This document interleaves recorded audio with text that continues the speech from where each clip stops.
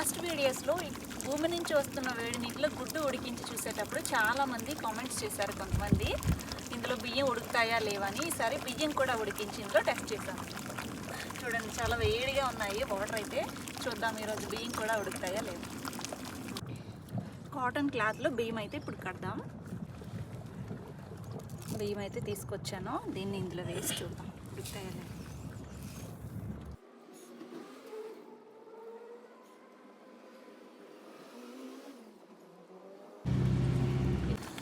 ఇప్పుడు ఇందులో పెట్టి చూద్దాం.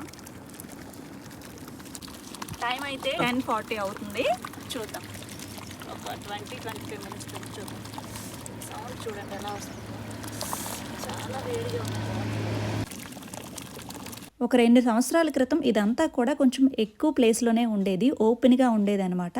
కానీ చూడ్డానికి వచ్చిన జనాలందరూ ఇందులో పడిపోయి కొంతమందికి గాయాలు అవ్వడం మొదలయ్యాయి. అందుకని చెప్పి ఇక్కడ గ్రామంలో ఉండే ప్రజలు వీటిని ఇలా రాళ్లతో కప్పెట్టేశారు. జస్ట్ ఇది ఒక్కటే మాత్రమే ఓపెన్ చేసి ఉంచారు.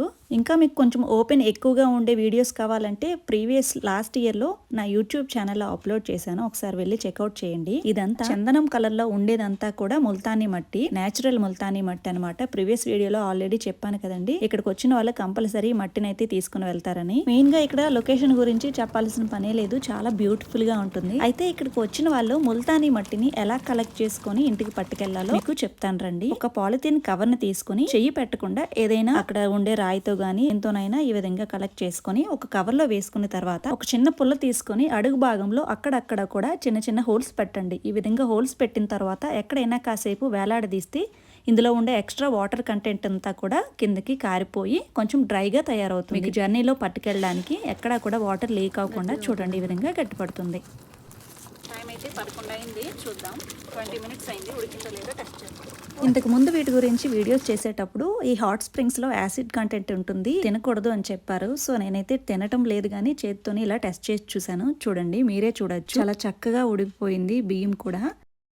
చూడండి, ఎక్కడా కూడా పలుకు లేకుండా ఈ 23 మినిట్స్ కూడా చాలా బాగానే ఉడికిపోయింది. మీకు ఇంకా డౌట్స్ ఉంటే చెప్పండి, ఈసారి లైవ్ చేస్తాను.